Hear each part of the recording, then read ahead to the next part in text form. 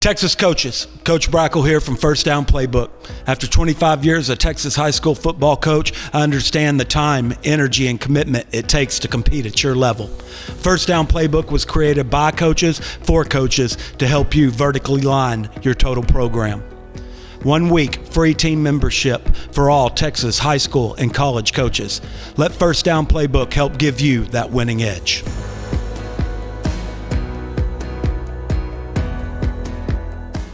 Pickle!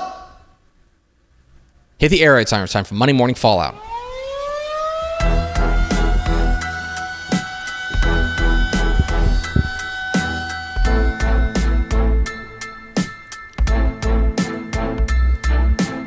Monday Morning Fallout. When we overreact to the football weekend, it's the final episode of Monday Morning Fallout for the 2024 season, and we've got a few things to get to. Start with my opening kick. One last beautiful disaster. So now that we're in the state semifinals, there's not really any surprises left. Like, all of these teams are 48 minutes away from playing in a state championship game. And so really the regional finals is kind of your last opportunity for things to go a little bit crazy town banana pants. And sure did. Sure took that opportunity. I think you had a number of brackets that got completely and totally turned upside down by results this weekend. Some of the games we saw coming, we knew were going to be big. Port Neches Groves and South Oak Cliff, I think, qualifies as a surprise, not because South Oak Cliff won. I think that I think Stepp and I were split on it. And I think that it was considered to be, it wouldn't have been a surprise if South Oak Cliff won. But the manner in which they won, to hang a 50 burger on Port Neches Groves, it felt like they were taking out some frustration. And it felt like they were relishing the opportunity to get another crack at the team that won the state championship last year. So we will have a new champion in 5A Division II. We'll have a new champion in 5A Division I. As Denton Ryan, they did it. Mm-hmm. They did the thing. They finally did the thing. It's important to set the context here. Go back to 2 realignments ago. When Aledo and Denton Ryan, Aledo makes the move up to 5A Division I, they get put into a district with Denton Ryan. And that was the time that all of us said, man, this is the opportunity for Aledo, or for some team to finally get Aledo, to finally match up with them, and finally in that long district winning streak, finally a big challenge for them. And to be clear, Ryan came close a couple of times, but never could dethrone Aledo. And then they just kind of did it. And it wasn't fancy. It was just Ryan football played over the course of 48 minutes. I think if you go ask, I was calling Seth Hennigan, then I almost call him Quinn Hennigan, Dave Hennigan, about their games against Aledo, he would say, we just didn't play 48 minutes. Maybe we played 40 minutes. Maybe we played 38 minutes of good Ryan football. They were not able to string together 48 minutes, and that's what it takes to beat a team like Aledo. They finally strung together 48 minutes. And they dethrone Aledo. We'll have a new champion in 5A Division II. We'll have a new champion in 6A Division II. Mm-hmm. As Longview dethrones DeSoto in emphatic fashion and hangs a 50 burger on them. That was, for my money, the most shocking result of the weekend. Not because Longview beating DeSoto is some sort of like unfathomable result. But again, the manner in which it happened. The manner in which Longview just lined up in 12 personnel and 21 personnel and ran the damn ball at DeSoto over and over and over. And the defense came up with big play after big play. And they did what basically nobody's been able to do all year, which is to make DeSoto chase. To put DeSoto in a position where they have to press. They have to play from behind. Willis did it a little bit, but then it felt like the dam broke for Willis, and then it suddenly wasn't happening anymore. Longview kept punching and scored a TKO over the two-time defending 6A Division II state champs. Absolutely remarkable. It was a wild week. There were 12 rematches. 5 of them got reversed. Okay? You had Brock, who lost 38-0 to Graham. Mm-hmm. 38-0. That is not a fluky win. Hand him a receipt, 12-10 in 3 overtimes. What? I want you to consider this. Brock played Graham twice this year.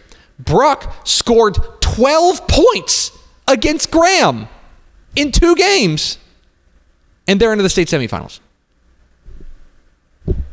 Absolutely remarkable. There's other things to talk about. It is a wild, wild weekend of Texas high school football. But we did have one last absolute chaos factory to send 2024 out in style.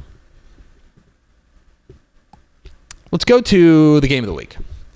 A lot of choices here. I went with Richmond Randall 21, Iowa Colony 14 in overtime. This was another game that was a rematch. You remember Randall beat Iowa Colony 30-10 in district play. Mm-hmm. And I want you to give Iowa Colony a ton of credit.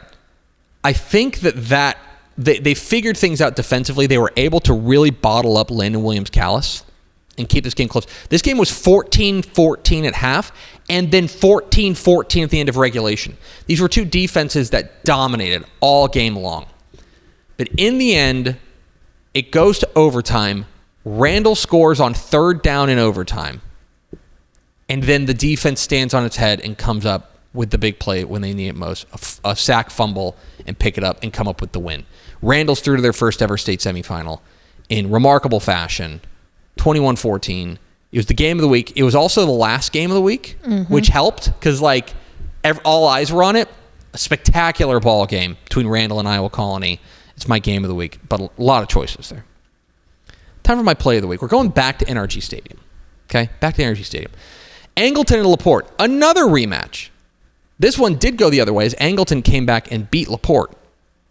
But LaPorte led for long stretches of this game until early in the 4th quarter when Angleton, not known all that much, they're a running-based team for the most part, takes to the air, and wide receiver Wesley Jackson comes up with an acrobatic catch to come up with a game-tying score. Here's my play of the week. It's true. 2nd and 10. Fake to Shockley. Duran throws corner. Jackson! Touchdown, Angleton! Wesley Jackson, the star of the drive, puts Angleton within 2 of a tie. Spectacular catch to draw Angleton within 2. They get the 2-point conversion, end up winning that game 24-21. And another fantastic game. This was a great Saturday doubleheader there at NRG Stadium. Great call by Chase Snyder as well. Mm-hmm. It's time for my Dudes Rock Dude of the Week. We talked about him, but Longview running back Boosie Washington. He was off the charts in this game.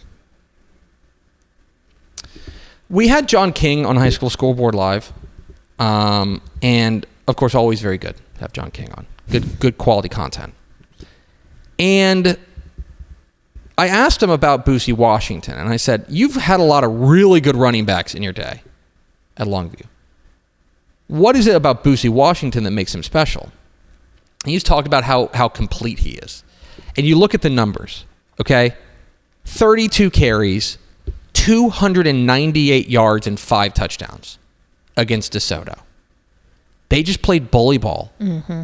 And they just said, we're going to make you find an answer. And what's really interesting, you go back to the idea of making DeSoto chase.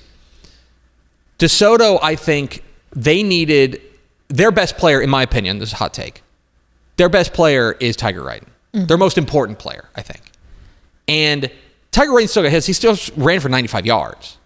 But they were able to force them into a situation where they couldn't just hand the ball off to Tiger Wrighton over and over. Longview got ahead, and they turned to their Mr. Texas football finalist and said, take us home, Boosie. And he delivered. Someone's going to have to find an answer for Boosie Washington at some point. And I'm not sure who's out there that's going to do it. Now it's time for the NFL Minute. Another week of the NFL is come and gone. It's the final NFL Minute of the year. But we asked, we got in touch with our chief NFL correspondent, my mom, to file this report. Here is the NFL Minute with my mom. Hi, this is Tep Mom reporting the NFL Minute for this week. I'm highlighting the Pittsburgh Steelers win over the Browns. These Steelers also played Texas high school football. Offensive tackle Dan Moore went to Beaumont Westbrook and A&M. Center Ryan McCullum went to Klein Oak High School and A&M. Linebacker Elandon Roberts went to Port Arthur Memorial and Rice. Defensive end DeMarvin Lill went to Converse Judson and A&M. And finally, kicker Chris Boswell went to Keller, Fossil Ridge, and Rice. That's it for this week. See you later. Bye. Thanks, Mom, for that courageous report. You know, it takes a lot of courage to file those reports, I think. It's a lot of research. A lot of work, grinding tape. She crushed it all year long. The NFL Minute. Stock up, Joaquin. What the hell? Y'all are supposed to be here. Guys, Joaquin finished 4th in their district. Okay? 4th. They were the 4th place team. That means they played a district champion in Centerville in week 1. But too many teams make the playoffs. Yeah, it's a tough scene for them. And yet they go out there and they beat Honeygrove this week in emphatic fashion, by the way, to clinch a spot in the state semifinals. Guys, Joaquin, this is true. So I have the computers pulled up right here. Okay, I have the computer rankings and all the fun stuff. And you may remember we have computer projections for every game. They have been an underdog. Okay, they have been projected to lose each of their last 6 games. That goes all the way back to the regular season. Shelbyville in week 10, they were supposed to lose. They won. By the way, they lose that game. They're not in the playoffs. Supposed to lose Shelbyville. Supposed to lose to Garrison. They did in week 11. Supposed to lose to Centerville. They didn't. They won. Supposed to lose to Cooper. They won. Supposed to lose to Shelbyville again. They won. Supposed to lose to Honeygrove. They won. By the way, they're supposed to lose to Ganado this week. We'll see.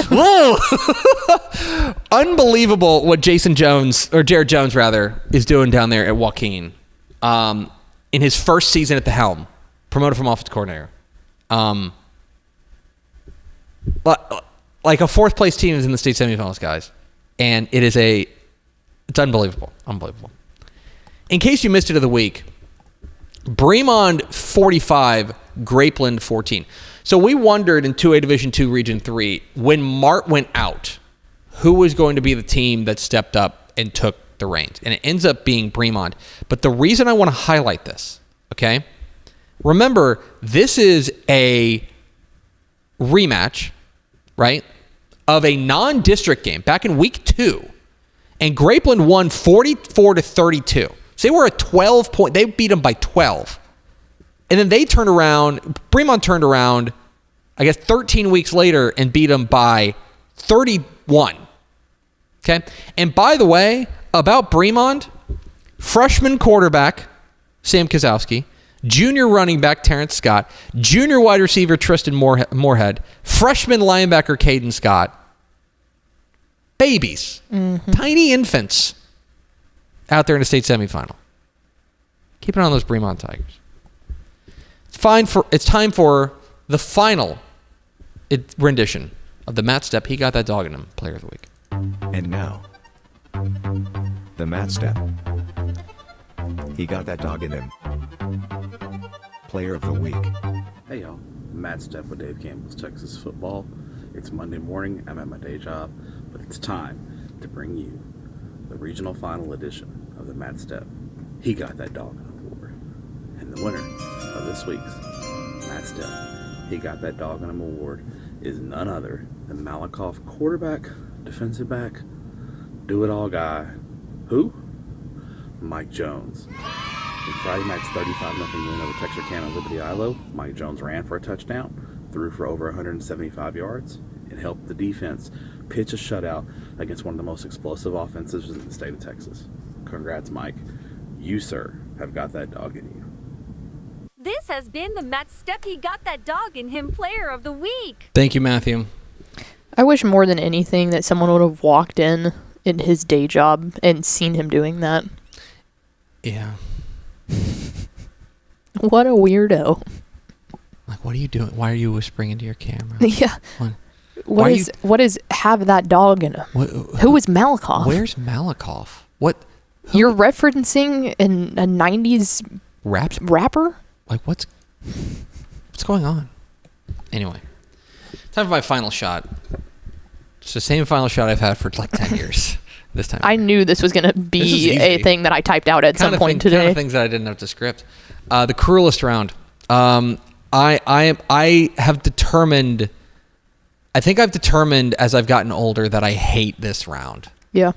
I think I hate the semifinals. It doesn't necessarily make the heart feel great.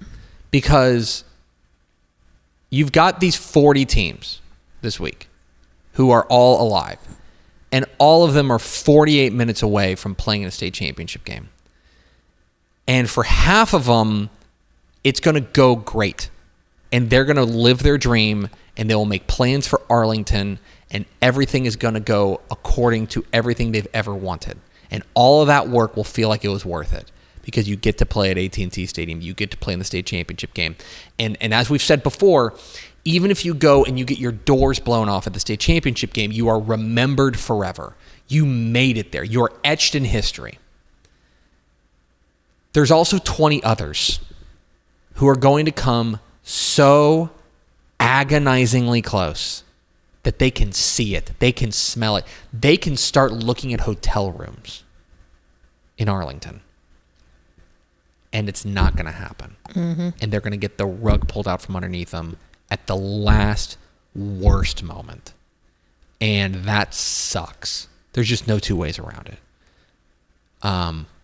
I really do believe this. I think it's better to get blown out in the first round of the playoffs. And it is less painful to get blown out in the first round of the playoffs than it is to lose in the semifinals. Mm-hmm.